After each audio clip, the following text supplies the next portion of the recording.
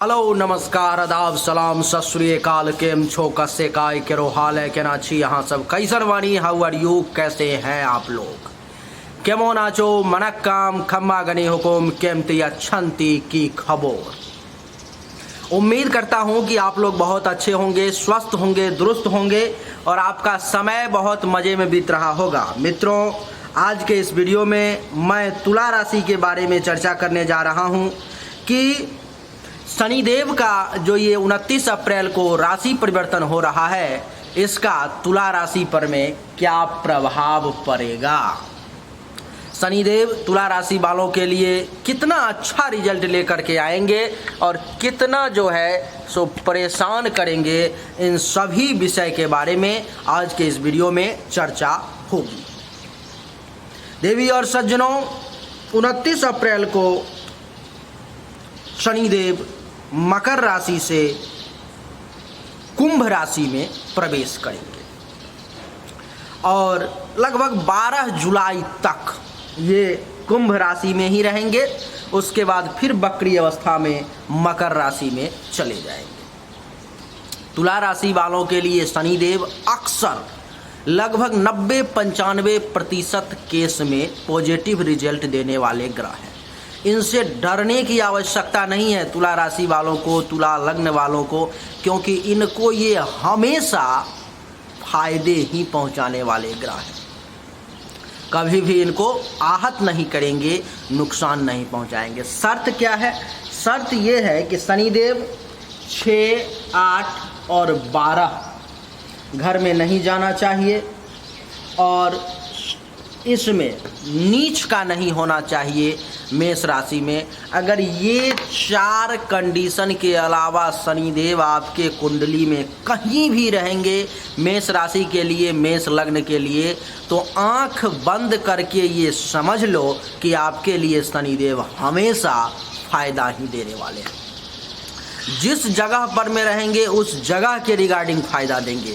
जिस जगह से जिस जगह पर में जिस भाव में दृष्टि पड़ेगी उस भाव के रिगार्डिंग भी जो है तो शनिदेव आपको फायदा ही पहुंचाएंगे। इसीलिए शनिदेव से डरने की आपको कोई आवश्यकता ही नहीं है। अगर आपको कोई एस्ट्रोलॉजर, कोई ज्योतिष ऐसे ही डरा रहा है तो डरने की ज़रूरत नहीं है आपको। आप ये समझ लो कि ये आपको फालतू का डरा रहा है कोई।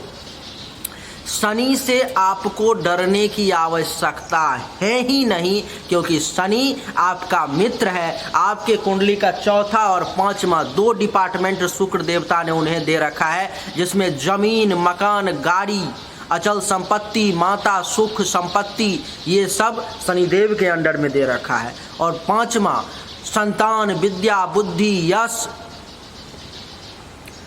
अचानक से धन लाभ, लव अफेयर, ये सब शनिदेव के कंट्रोल में दे रखा है। शनिदेव को 2 प्रमुख डिपार्टमेंट दे रखे हैं और जब भी 2 प्रमुख डिपार्टमेंट कोई राजा अपने मंत्री को दे देगा तो वो मंत्री कभी भी उस राज्य का नुकसान नहीं करेगा। शर्त वही है कि 6, 8, 12 और 7वें भाव में आपके कुंडली के शनिदेव नहीं होना चाहिए मेष राशि में।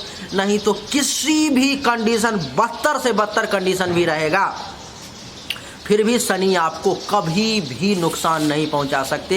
ये मेरा लिखित गारंटी है, आपको एकदम वादा है आपसे कि कभी भी शनिदेव से घबराने की आवश्यकता आपको नहीं है। आइए अब चर्चा को आरंभ करते हैं। बहुत दिनों के बाद आपको भी ये नेचुरल लुक देखने को मिला होगा, प्राकृतिक दृश्य देखने को मिला होगा। और आपको जब प्राकृतिक दृश्य देखने को मिलता है तो आप लोगों का कमेंट आता है, गुरुजी मज़ा आ गया। हम लोग चाहते हैं कि आप वीडियो नेचुरल लुक में ही बनाया करो, बंद कमरे में वीडियो देखने का, बनाने का मज़ा नहीं है। तो आप लोगों के कारण चलिए फिर से आ गया नेचर के पास में, और नेचर के पास में बैठ करके आपके लिए बहुत सुंदर सुंदर और शानदार वीडियो बनाने का प्रयास करूँगा। आइए अब समझने का और समझाने का प्रयास करता हूं। सबसे पहले ये वीडियो कौन कौन से लोग देख सकते हैं मैं आपको वो बता दूं। इस वीडियो को वो लोग देख सकते हैं जिनकी जन्म राशि तुला है। इस वीडियो को वो लोग देख सकते हैं जिनका जन्म लग्न तुला है। इस वीडियो को वो लोग देख सकते हैं जिसके परिवार में, रिश्तेदारी में कोई भी तुला राशि का है। अथवा अगर आपका ना जन्म लग्न तुला है ना जन्म राशि तुला है, अगर आपका नाम राशि भी तुला राशि है, तब भी आप इस वीडियो को देख सकते हैं। आपके नाम का कौन कौन सा अक्षर होगा तब आपकी तुला राशि होगी, वो भी मैं आपको बता देता हूँ। जैसे कि र अक्षर पर में नाम है, री अक्षर पे नाम है, रू अक्षर पे नाम है, रे अक्षर पे नाम है, रो अक्षर पे नाम है, ता अक्षर पे है, तो अक्षर पे है, ती है, तू है और ते है। इसमें से किसी भी अक्षर पर में अगर आपका नाम है मित्रों, तो आपकी जो राशि है वो तुला हुई।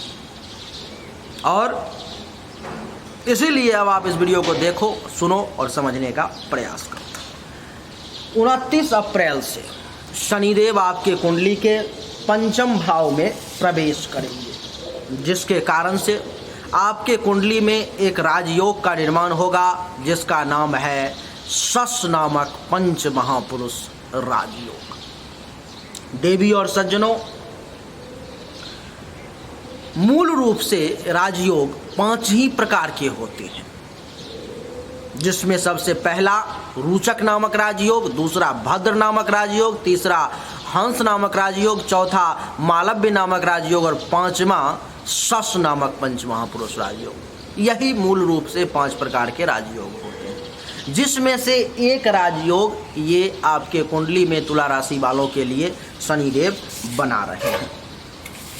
इस राजयोग के बनने का, आप कहोगे ऐसे ही हवा में बात कर रहे हो, इस राजयोग के बनने का 2 कंडीशन है। पहला कि शनि केंद्र अथवा त्रिकोण में अपने घर में होना चाहिए या उच्च का होना चाहिए, तब वो राजयोग शश नामक राजयोग बनता है। और वही कंडीशन यहाँ पर में लागू हो रही है। तो 29 अप्रैल के बाद शनिदेव आपको क्या क्या देने जा रहे हैं, सबसे पहले वो देख लो। ये जो 5वां भाव है मित्रों, ये आपके पेट का भी होता है। सबसे पहला पेट से ही शुरू करता हूँ। पेट का होता है, अगर आप किसी प्रकार के पेट से संबंधित परेशानी से लंबे समय से जूझ रहे थे, परेशानी आपको परेशान किए जा रही थी, आप दवा ले रहे थे, उस दवा का असर ही नहीं हो पा रहा था, उस दवा से आप ठीक ही पूर्ण रूप से नहीं हो पा रहे थे, तो शनिदेव के इस घर में प्रवेश करते ही आपको मैं बता दूं कि पेट से संबंधित जो आपकी परेशानी है वो धीरे धीरे आपसे दूर होती चली जाएगी और आप पेट से संबंधित परेशानी से जो है सो राहत महसूस करेंगे। दूसरा, ये जो भाव है पेट के अलावा आपके संतान का होता है। अगर किसी को 29 अप्रैल के बाद और 12 जुलाई से पहले संतान प्राप्ति होने वाली है, गोचर कुंडली ये कह रहा है कि उसको शनिदेव की कृपा से पुत्री प्राप्ति का योग बनेगा। पुत्री भी वो जो बड़ी तेजस्वी होगी, बड़ी तेजवान होगी, जिसका तुलना अक्सर एक सामान्य मनुष्य से नहीं किया जाएगा। लेकिन अगर जन्म कुंडली में पुत्री प्राप्ति का योग ही नहीं होगा तो इस समय में पुत्री प्राप्ति कदापि नहीं हो पाएगी। अगर जन्म कुंडली में पुत्र प्राप्ति का योग होगा तो शनिदेव का उसमें पुत्र प्राप्ति में तो कोई रोल नहीं है, लेकिन आसान तरीके से वो बच्चा जन्म ले लेगा और ज़्यादा परेशानी का आपको सामना नहीं करना पड़ेगा। जिसका संतान पहले से ही है उसको शनिदेव तेजस्वी बनाएंगे, उसको शनिदेव विकास करेंगे। उसके परफॉर्मेंस में आप देखोगे कि 29 अप्रैल के बाद दिन प्रतिदिन जो है इस भाव में बैठने के कारण बढ़ोतरी होती जा रही है। अगर वो बच्चा आपका पढ़ाई लिखाई करने वाला है, क्लास में पढ़ता था, पहले 29 अप्रैल से पहले अगर वो 10 में से 2 नंबर ला रहा था, 4 नंबर ला रहा था, तो 29 अप्रैल के बाद तुला राशि वाले आप ये गौर करोगे कि आपका बालक, आपका बच्चा जो है 10 में से 8, 9, 7 यानी कि प्रतिशत बढ़ता चला जाएगा, परफॉर्मेंस उसकी बढ़ती चली जाएगी। अगर आपका बच्चा, आपका बालक अथवा बालिका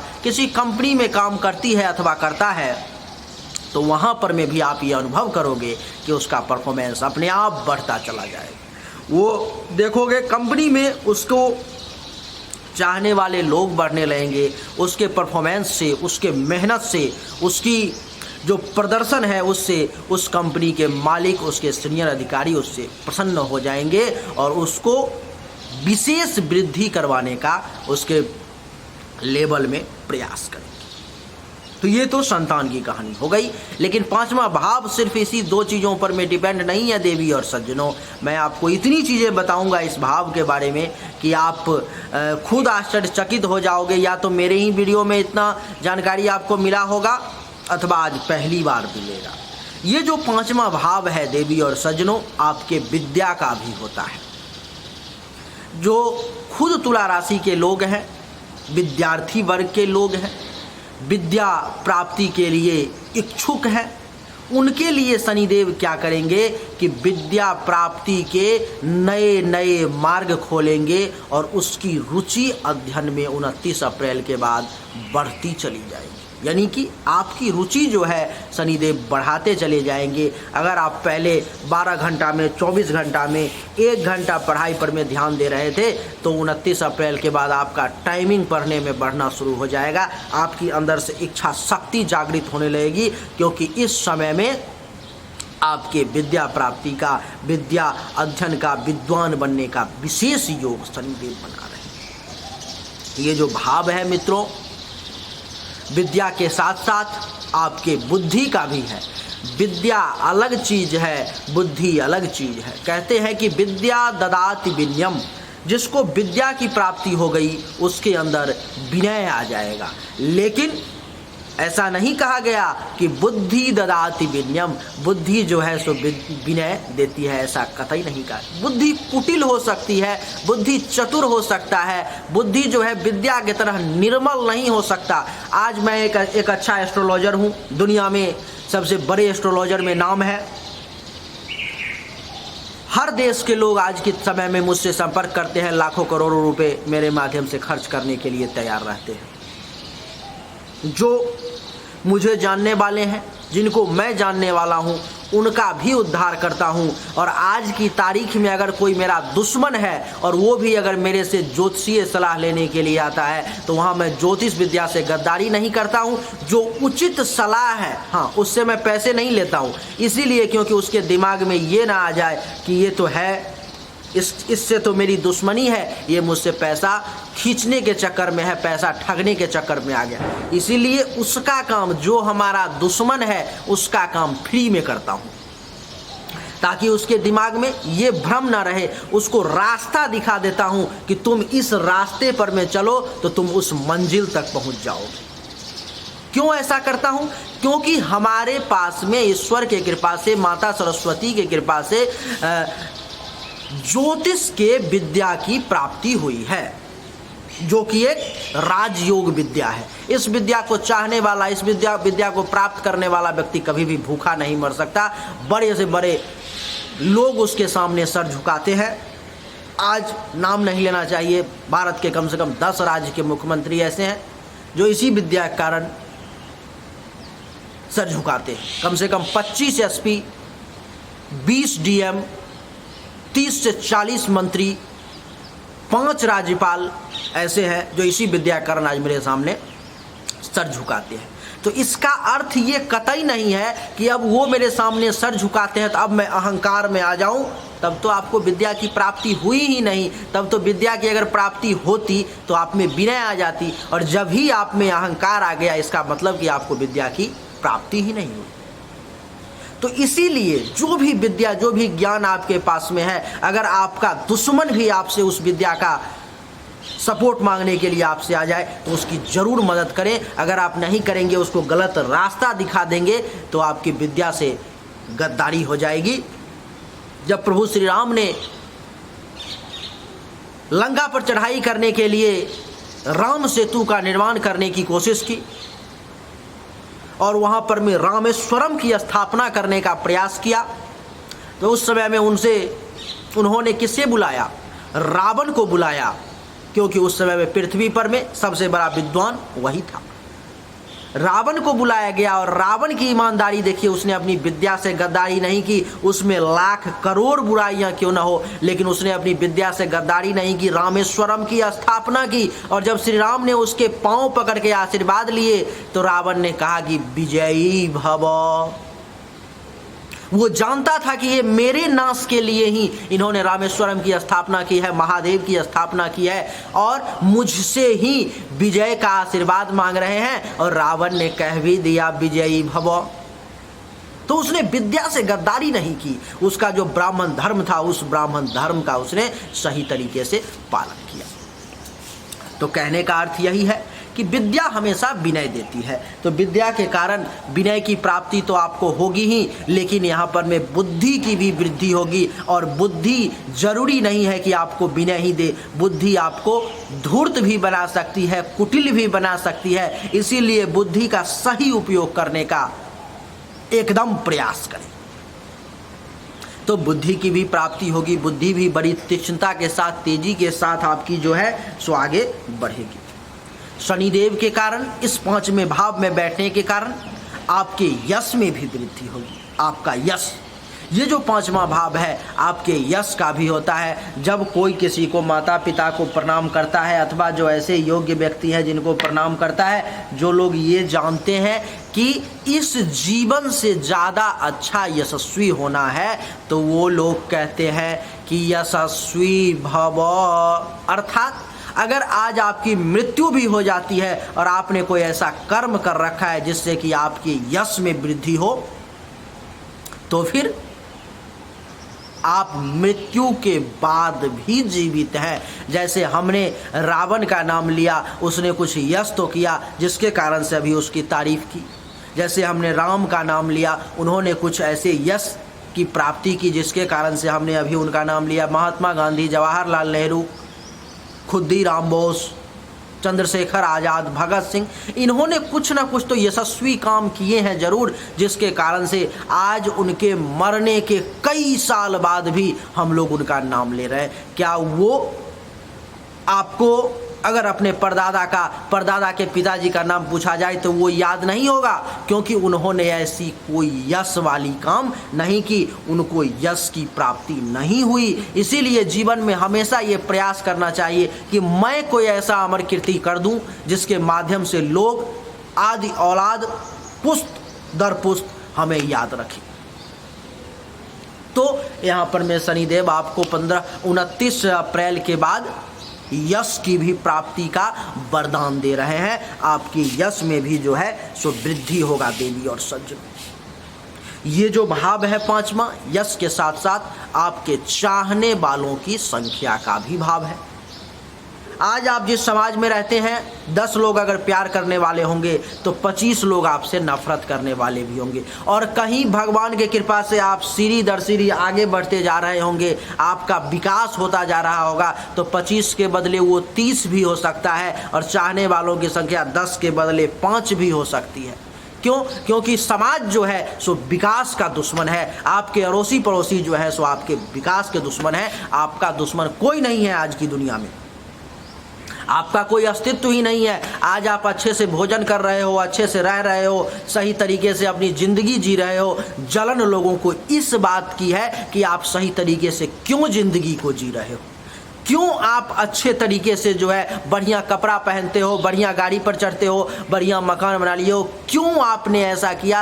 आप उसके पाँव में क्यों नहीं गिर करके अपना समय निकाल रहे हो? क्यों नहीं आप कंगाल हो? क्यों नहीं आप गरीब हो? क्यों नहीं आप गरीबी की चरम सीमा को पार कर चुके हो? क्यों आप आगे बढ़ रहे हो? समाज को जलन आपसे इस बात की है। लेकिन शनिदेव की कृपा से इस समय में 29 अप्रैल के बाद आपके चाहने वालों की संख्या भी निश्चित तौर पे बढ़ेगी। निश्चित तौर पे शनिदेव, जहां पर मैं आपको अगर घर में, समाज में, पड़ोसी में 10 लोग चाहने वाले थे, तो 29 अप्रैल के बाद खुद ब खुद अनुभव करोगे कि चाहने वालों की संख्या बढ़ती जा रही है। 10 के बदले 15, 20, 25, 30 होता जा रहा है। लोगों की संख्या बढ़ती जा रही है, आपका प्रभाव लोगों पर में पड़ रहा है और इस कारण से लोग आपको चाह रहे हैं। चाहे वो लोग अपने लोभ के कारण ही क्यों ना चाहें आपको, क्योंकि इस समय में आपका व्यक्तित्व आसमान छुएगा। इस समय में आपके व्यक्तित्व में वृद्धि होगा और जिसके कारण से लोगों को ऐसा लगेगा कि इस बंदे में कुछ ना कुछ बात तो जरूर है। और वो लोग निश्चित तौर पर में अपने स्वार्थ के कारण ही क्यों ना, लेकिन आपसे संबंध जोड़ने का प्रयास करेंगे, आपके साथ बैठने का प्रयास करेंगे, आपसे अच्छी बातचीत करने की कोशिश करेंगे। इस समय में तब आपका भी ये फर्ज बनता है, आपका भी ये कर्तव्य बनता है कि उनके साथ आप सही तरीके से बर्ताव करो। ये जो पांचवा भाव है देवी और सज्जनों, आपके धर्म का भी होता है। धर्म, आप कहोगे धर्म का, हाँ धर्म का। आप कहोगे कि धर्म का भाव तो 9वां होता है मिश्रा जी, कहीं आप कंफ्यूज तो नहीं हो रहे? मैं बिल्कुल कंफ्यूज नहीं हो रहा, मैं बिल्कुल होशो हवास में हूं।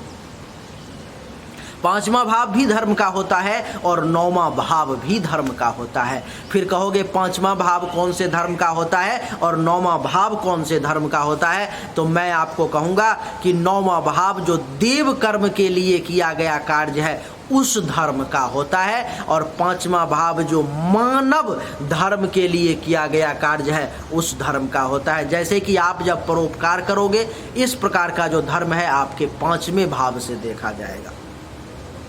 अगर आप कोई यज्ञ करवाओगे, आपके हाथों से कोई यज्ञ होना है, आप कभी ज़िंदगी में मंदिर का निर्माण करोगे, आप कभी ज़िंदगी में मस्जिद का निर्माण करोगे, चर्च, गुरुद्वारा, अनाथालय, कुछ भी इस प्रकार का बनाओगे, तो वो अनाथालय नहीं, अनाथालय मानव धर्म में आ गया, वो 5वें भाव की तरफ उसका नज़र जाएगा।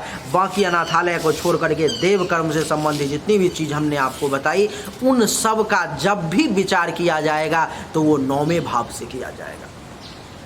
देवी और सज्जनों, ये जो 5वां भाव है इस समय में आपके धर्म को भी मजबूत करेगा, लोगों को आपके द्वारा जो है सो भलाई भी होगा, लोग आपके माध्यम से इस समय में जो है सो अच्छे सुख को प्राप्त करेंगे और आपके माध्यम से जो है उनको लाभ मिलेगा, क्योंकि इस समय में आप परोपकार भी करने जा रहे हो, दूसरे लोगों की मदद भी करने जा रहे हो। ये किसके कारण से हो रहा है? और जैसे ही आप मदद करोगे, धर्म का काम करोगे, नहीं 100 साल के लिए, नहीं 50 साल के लिए, नहीं 10 साल के लिए, अरे 5 साल के लिए ही, 2 साल के लिए ही, लेकिन आपके यश में निश्चित तौर पे वृद्धि होगी। बाकी कोई कहे ना कहे, लेकिन उसका आत्मा जरूर कहेगा कि इसने मेरे साथ ये किया था, मेरा इसने उद्धार किया था, मेरी इसने मदद की थी।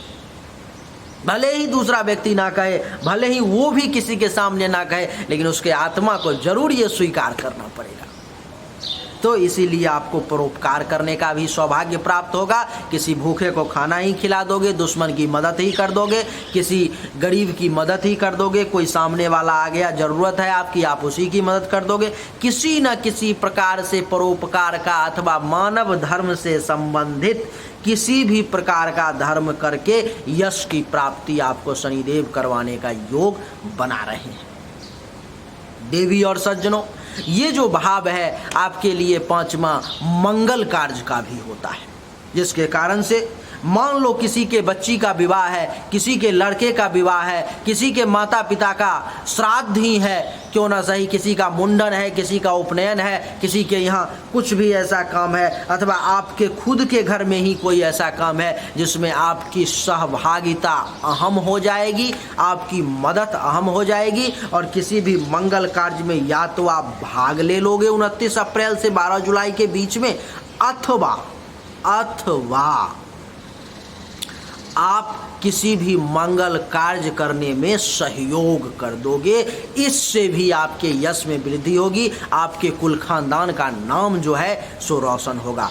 अगर कोई बालक, कोई व्यक्ति हमारे परिवार में ऐसा जन्म ले लेता है जो समाज को उद्धार कर देता है, जिसके कारण से समाज में उसके कुल खानदान का नाम रोशन होता है, तो कुल दीपक उसी को कहा जाता है कि ये बहुत सालों बाद हमारे खानदान में, हमारे परिवार में एक ऐसे बच्चे का जन्म हुआ जिसने हमारे कुल का उद्धार कर दिया, कुल का नाम चारों दिशाओं में रोशन कर दिया। और वो काम करने का सौभाग्य आपको 29 अप्रैल के बाद शनिदेव निश्चित तौर पर में देंगे। इसीलिए आपको जो है सावधानी पूर्वक, अहंकार सिर्फ मन में ना आए, क्योंकि ये समय पक्ष में जा रहा है, और समय जब पक्ष में जाता है तो व्यक्ति के अंदर अहंकार, वो स्वाभिमान जो है स्वाभिमान का रूप ले लेता है और उस व्यक्ति को गलत मार्ग पर में ले जाने के लिए प्रेरित करने लगता है। तो बस ध्यान इतना ही रहे कि अहंकार आपके अंदर प्रवेश ना करे। देवी और सज्जनों, ये जो पांचवा भाव है आपके मंगल कार्य के साथ साथ आपके लव अफेयर का भी होता है। लव अफेयर यानी कि आपका प्रेम संबंध। अगर कहीं पर में आपका प्रेम संबंध पहले से ही चल रहा है तो शनिदेव इस समय में आपके प्रेम संबंध में उत्तरोत्तर उसको उत्थान करेंगे, उसमें वृद्धि करेंगे। अगर आपका कहीं नहीं चल रहा है और आप इस प्रयास में थे, फिराक में थे कि कहीं पर में हमारा किसी के साथ ऐसा हो जिसके साथ मैं अपना जो है समय अच्छे तरीके से व्यतीत कर सकूं, यानी कि प्रेम की खोज में थे, तो इस समय में आपको प्रेम मिल सकता है। आपका अफेयर कहीं पर में या तो शुरू हो सकता है और नहीं तो जो पहले से ही है उसमें सुधार होगा, संबंध अच्छा होगा और आप आगे बढ़ोगे। ये किस कारण से होगा? तो ये शनिदेव के कारण होगा। क्यों होगा? क्योंकि शनिदेव इस कुंडली के 5वें भाव में है। ये 5वां भाव देवी और सज्जनों, आप कहोगे मिश्रा जी कितना बता रहे हो एक भाव के बारे में। ये 5वां भाव यहीं पे खत्म नहीं होता है, आपके ननिहाल का भी भाव 5वां ही होता है। फिर यहाँ पर मैं ज्योतिष को जानने वाले लोग कंफ्यूज ना हो, क्योंकि एक बार हमारे वीडियो पे कमेंट आया था कि मिश्रा जी आप ननिहाल का भाव 5वां बताते हो, लेकिन ननिहाल का भाव तो 6ठा होता है। किसी ज्योतिष के नए विद्वान ने ही कमेंट किया था। मैं बता दूं कि 90% एस्ट्रोलॉजर को यही भ्रम है कि ननिहाल का भाव 6ठा होता है, लेकिन मामा मामी का भाव 6ठा होता है, नाना नानी का भाव 6ठा कतई नहीं होता है। नाना नानी का ननिहाल का भाव 5वां होता है और मामी का भी नहीं, मामा का भाव सिर्फ 6ठा होता है। मामी का भाव तो 12वां होता है। इसीलिए ननिहाल से भी शनिदेव आपको कुछ न कुछ लाभ दिलवाने का प्रयास करेंगे। अगर आपने संबंध को बचा करके रखा होगा, अगर आपने उस संबंध को सही तरीके से पालन किया होगा, तो इस समय में नानी के तरफ से, नाना के तरफ से, ननिहाल पक्ष से, नानी के गांव से आपको कुछ लाभ मिलने के योग बनेंगे। देवी और सज्जनों, अगर आपका संबंध खुदा न खास्ते भगवान ना करे कि ननिहाल पक्ष से खराब हो गया और आप तुला राशि के हैं, तो इस समय में आपको 29 अप्रैल के बाद ननिहाल से संबंध बढ़िया होने जा रहा है।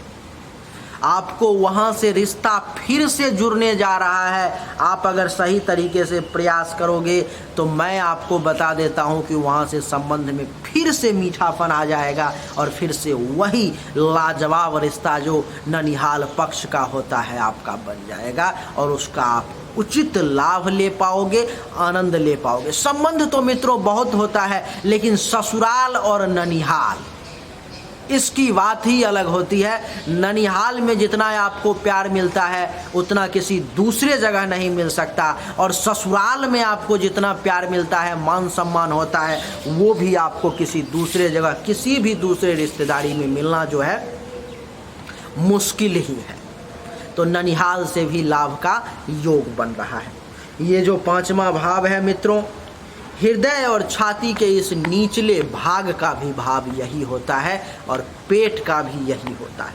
तो हृदय और छाती से निचले से संबंधित, यहाँ से संबंधित अगर किसी भी प्रकार के परेशानी से आप जूझ रहे हो, परेशान हो, जिसके कारण से आप लंबे समय से उसको लेकर के डॉक्टर के पास दौड़ रहे हो, यहाँ पे जलन रहता है, गैस बन जाती है, इत्यादि समस्या, कुछ न कुछ परेशानी से अगर आप जूझ रहे हो, तो मैं आपको बता दूं कि इस समय में 29 अप्रैल के बाद शनिदेव की महिमा के कारण, शनिदेव की कृपा के कारण उस प्रकार के परेशानी में भी कमी देखने को मिलेगी, उस प्रकार के परेशानी से भी आपको राहत देखने को मिलेगी। ये जो 5वां भाव है मित्रों, आपके पूर्व जन्म का भी होता है। जब आपके पूर्व जन्म का विचार किया जाता है, कहा जाता है कि पूर्वार्जितम धनम पूर्वार्जितम विद्या, और पूर्व जन्म के प्रताप से ही स्त्री की प्राप्ति होती है। यानी कि जिस व्यक्ति का पूर्व जन्म में अच्छा कर्म किया गया है उसको इस जन्म में अच्छी पत्नी मिलती है। जिसका पूर्व जन्म में अच्छा परिश्रम किया गया है, अच्छे से विद्या की प्राप्ति के लिए प्रयास किया गया, उसको इस जन्म में अच्छा विद्या की प्राप्ति होती है। और जिसने धन की प्राप्ति के लिए भी पूर्व जन्म में खूब घोर तपस्या और परिश्रम किया था, वैसा कर्म किया था, तो उसको इस जन्म में भी धन की अच्छी प्राप्ति निश्चित तौर पे होगी। यानी कि धन विद्या, नारी और सुत, ये चार, सुत यानी कि पुत्र संतान, ये चार जो हैं सो पूर्वार्जितम कर्म के द्वारा ही सही तरीके से प्राप्त होता है। नहीं तो देखते होगे, अनुभव करते होगे आप लोग भी समाज में कि लाखों करोड़ों अरबों का संपत्ति पड़ा हुआ है, कोई ऐसा वंश को नाश करने वाला पुत्र प्राप्त हो गया जो उन सभी के इज्जत प्रतिष्ठा मान सम्मान में मिट्टी डाल के चला गया, बर्बाद कर दिया, इज्जत प्रतिष्ठा धन दौलत सबका नाश करके छोड़ दिया। उसी को कहते हैं देहाती भाषा में वंश कुलहर। एक हो गया कुलदीपक और एक हो गया कुलनाशक। तो ये कुलनाशक होता है। यानी कि आपके पूर्व जन्म के कर्म के कारण तो आपको इस जन्म में अच्छे धन की प्राप्ति हो गई, लेकिन आपके पूर्व जन्म के खराब कर्म के कारण आपको इस जन्म में एक ऐसा संतान मिल गया जो आपके इज्जत प्रतिष्ठा मान सम्मान सब को धो दिया। तो पूर्व जन्म के कर्म के कारण विद्या, सुत, नारी और धन, ये चार चीज की प्राप्ति होती है। आपने भी अनुभव किया होगा, कोई कोई ऐसा व्यक्ति होता है जो एक बार किसी चीज को पढ़ ले तो उसको ऐसा लगता है कि मैंने पहले से ही पढ़ रखा है, उसको याद हो जाता है। जैसे कि रामभद्राचार्य बिना पढ़े हुए ही सिर्फ वो सुन लेते हैं, आंख नहीं है उनके पास में, अंधे हैं वो, लेकिन आज के समय में पृथ्वी पर में सबसे बड़े विद्वानों में उनकी गिनती होती है।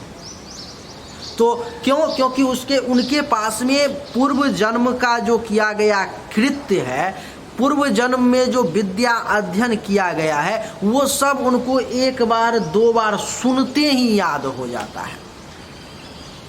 तो इसीलिए इस समय में आपको पूर्व जन्म में अगर आपका अच्छा कुछ किया गया है तो उसका फल भी शनिदेव आपको इस पीरियड में देने का प्रयास करेंगे, क्योंकि इस समय में शश नामक पंच महापुरुष राजयोग का निर्माण हो रहा है। देवी और सज्जनों, शनि की यहाँ से तीसरी दृष्टि 1, 2, 3 सप्तम भाव पर में पड़ेगी, जिसके कारण से सातवां भाव, जैसा कि आपको पता होगा कि जीवन साथी का होता है। अगर किसी महापुरुष का, महानुभाव का अथवा किसी भी देवी का विवाह नहीं हो पा रहा था, वो तुला राशि के हैं, विवाह को लेकर के विभिन्न प्रकार की परेशानी आ रही थी, संबंध करने में, वैवाहिक बंधन को जोड़ने के लिए सुयोग्य लड़का या सुयोग्य लड़की की प्राप्ति नहीं हो पा रही थी, नहीं मिल पा रहा था, खोज के परेशान हो गए थे, किसी न किसी कारणवश संबंध खराब हो जा रहा था। तो इस समय में आप खुश हो जाएं, क्योंकि अगर आप तुला राशि के हैं तो आपके लिए शनिदेव के कृपा से इस समय में विवाह का पूर्ण योग बन रहा है। हाँ, जन्म कुंडली में अगर कोई ऐसी ही कोई विकट भारी समस्या है जिसके कारण से विवाह में ही पूर्ण रूप से बाधा का योग है, तब तो कुछ कहना ही मुश्किल है। खैर, लेकिन अगर कोई किसी प्रकार की ऐसी बाधा नहीं है, इस प्रकार के बाधा से आप नहीं जूझ रहे हैं, तो शनिदेव की अद्भुत कृपा के कारण इस समय में आपके 29 अप्रैल के बाद आपके विवाह का भी योग बन रहा है और भगवान की कृपा से आपका विवाह भी होगा। लेकिन जिसका विवाह हो चुका है उसका क्या, तो उसको जीवन साथी का सुख भोगने का, उसके साथ सही और सुखी समय बिताने का उनको अवसर प्राप्त होगा। उस अवसर का वो सही इस्तेमाल करें, यही भगवान से प्रार्थना है। क्योंकि ये सातवां भाव आपके वैवाहिक जीवन का होता है और आपके वैवाहिक जीवन के सुख के भोगने का भी शनिदेव योग बनाएंगे। आगे मैं बता दूं कि ये 7वां भाव आपके काम और वासना का भी होता है, तो शनिदेव के कारण आपके काम और वासना की भी पूर्ति का योग बन रहा है। इस समय में शनिदेव जो है सो आपके लिए वो रास्ता निकालेंगे, वो रास्ता बनाएंगे जिसके कारण से आपके काम और वासना की भी पूर्ति किया जा सके। ये जो 7वां भाव है देवी और सज्जनों, आपके दैनिक रोजगार और दैनिक व्यवसाय का भी होता है, जिसके कारण से शनिदेव के कारण आपको दैनिक रोजगार के क्षेत्र में, दैनिक व्यवसाय के क्षेत्र में भी 29 अप्रैल के बाद उत्तरोत्तर वृद्धि देखने को मिलेगी। उत्तरोत्तर यानी कि स्टेप बाय स्टेप आगे की तरफ वृद्धि देखने को मिलेगी। अगर पहले आपका रोज का इनकम 500 रुपये का था, तो इस समय में जो है आपका इनकम 1000 रुपये का हो जाएगा, 1500 रुपये का हो जाएगा, 5 के बदले 25 हो जाएगा। यानी कि 29 अप्रैल के बाद अगर आपका जन्म कुंडली में समय विपरीत नहीं है, जन्म कुंडली आपको बर्बादी की तरफ अगर नहीं ले जा रहा है, तो गोचर कुंडली का ये फलादेश आपके लिए मैं कर देता हूँ कि 29 अप्रैल के बाद आपका समय अपने आप धीरे धीरे पग पग जो है आगे बढ़ना शुरू हो जाएगा। ये जो 7वां भाव है देवी और सज्जनों, आपके प्राइवेट पार्ट का भी होता है, गुप्त इंद्रिय का, आपके हाइड्रोसील का, आपके लिंग का, योनि का। अगर इस प्रकार के किसी भी समस्या से आप जूझ रहे होगे, तो शनिदेव की कृपा के कारण आपको उस प्रकार के समस्या से भी राहत देखने को मिलेगी। ये जो 7वां भाव है आपके प्रत्यक्ष शत्रु का होता है, जिस दुश्मन में आपसे टकराने की क्षमता है, जो आपके सामने आकर के टकरा सकता है, उसका भी होता है। तो आपको मैं बता दूं कि इस समय में उसकी भी हिम्मत नहीं होगी जो आपसे आकर के टकराए, क्योंकि शनिदेव की सीधी दृष्टि है। अगर वो आपसे टकराएगा तो वही वाली कहावत हो जाएगी कि जो हमसे टकराएगा चूर चूर हो जाएगा। यानी कि शनिदेव की कृपा के कारण आपसे टकराने की क्षमता आपके दुश्मनों में भी नहीं होगी, और अगर आपसे टकराने का कोशिश करेगा, प्रयास करेगा, तो मैं आपको ये गारंटी देता हूं कि वो अपना इज्जत, प्रतिष्ठा, मान सम्मान सब मिट्टी में मिला लेगा, धूमिल कर लेगा। वो पार्टनरशिप का भी भाव ये 7वां ही होता है। शनिदेव की दृष्टि के कारण अगर आपका किसी के साथ पार्टनरशिप में काम चल रहा है, भगवान की कृपा से इस समय में वो भी अच्छा चलेगा। मित्रों, शनिदेव की 7वीं दृष्टि यहाँ से एकादश भाव पे पड़ जाएगी, जो आपके कुंडली का सबसे अहम हिस्सा है, जो आपके लिए इस दुनिया में जीने के लिए सबसे मुख्य पार्ट है, वो है आपका इनकम। शनिदेव की दृष्टि के कारण आपके आय में भी वृद्धि का योग बन रहा है, आपका पैसा भी बढ़ेगा, आपका इनकम भी बढ़ेगा, लाभ भी होगा, इच्छाओं की पूर्ति भी होगी। जो आप इच्छा लेकर के लंबे समय से बैठे हुए थे, उसकी पूर्ति नहीं हो पा रही थी, पालन नहीं हो पा रहा था, शनिदेव की दृष्टि के कारण उस इच्छा की भी पूर्ति होगी, मनोकामनाओं की भी पूर्ति होगी। अगर जिस जगह पर में आप काम कर रहे थे आपके सीनियर्स आपके विरोध में थे, 29 अप्रैल के बाद आप ये अनुभव करोगे कि आपके सीनियर, आपसे बड़े अधिकारी आपके सपोर्ट में आना शुरू हो जाएंगे, क्योंकि आपको अपने सीनियर से लाभ का योग इस समय में बन रहा है। ये जो एकादश भाव है देवी और सज्जनों, आपके बड़े भाई बहन सीनियर्स का भी होता है, तो वहाँ से भी लाभ मिलेगा। जो बुजुर्ग वर्ग के लोग हैं उनको मैं बता दूं कि उनके लिए खुशखबरी ये है कि अगर आपको पुत्र वधू और दामाद की प्राप्ति हो चुकी है, तो इस समय में 29 अप्रैल के बाद उनके सुख का योग बन रहा है, और अगर प्राप्ति नहीं हुई है तो उनके प्राप्ति का भी योग बन रहा है। यानी कि आपके बच्चों के विवाह का भी योग बन रहा है। किस कारण से? तो शनिदेव की दृष्टि के कारण। अगर आपके घुटने से नीचे और तलबे से ऊपर वाले पार्ट में पाँव में दर्द हो रहा था, चोट लग गया था, कुछ ऐसी समस्या आ गई थी, तो शनि की दृष्टि के कारण उस समस्या का भी समाधान होगा और उसमें भी आपको राहत देखने को मिलेगी। शनि की जो 10वीं दृष्टि है देवी और सज्जनों, 8, 9, 10 आपके कुंडली के दूसरे भाव पर में पड़ेगी, यानी कि 1 2 3 4 5 6 7 8 9 10, ये दूसरा भाव है, यहाँ पर में पड़ेगा, जिसके कारण से दूसरा भाव किस चीज़ का होता है, तो बैंक बैलेंस का होता है। कहते हैं कि धन का भाव दूसरा होता है। जो पैसा आप जमा करना चाहते हो, जिस पैसा को आप जमा करना चाहते हो, उसका भाव दूसरा होता है। और शनिदेव की कृपा के कारण इस समय में आपके पैसे जमा होने का भी योग बन रहा है। इस समय में आप पैसा जमा कर पाएंगे। दूसरा भाव आपके परिवार का भी होता है, तो आपको परिवार से भी लाभ का, सुख का योग बन रहा है। ये जो दूसरा भाव है देवी और सज्जनों, आपके वाणी का भी होता है। तो शनिदेव के कारण, क्योंकि शनिदेव एक कड़वे ग्रह हैं, क्रूर ग्रह हैं, जिसकी दृष्टि आपके वाणी पर पड़ गई तो वाणी में करवाहट आ जाएगी। बड़े तीखे, रूखे और कड़वे शब्दों का आप प्रयोग करोगे। ये जो दूसरा भाव है आपके मुख का भी होता है, इसलिए 29 अप्रैल के बाद तीखा, कड़वा, मसालेदार, तला भुना चीज खाने का आपका ज्यादा मन करेगा। देवी और सज्जनों, ये जो दूसरा भाव है आपके पड़ोसी का भी होता है, तो पड़ोसी से भी लाभ लेने का विशेष योग बनेगा। शनिदेव इस कुंडली में चतुर्थ भाव के भी मालिक हैं, तो जिसके कारण से शनिदेव, क्योंकि पॉजिटिव अच्छे ग्रह हैं आपके लिए, इसीलिए शनिदेव क्या करेंगे, चौथा भाव देवी और सज्जनों सुख का होता है, तो आपके सुख में वृद्धि करेंगे। सुख में 4 चांद लगे।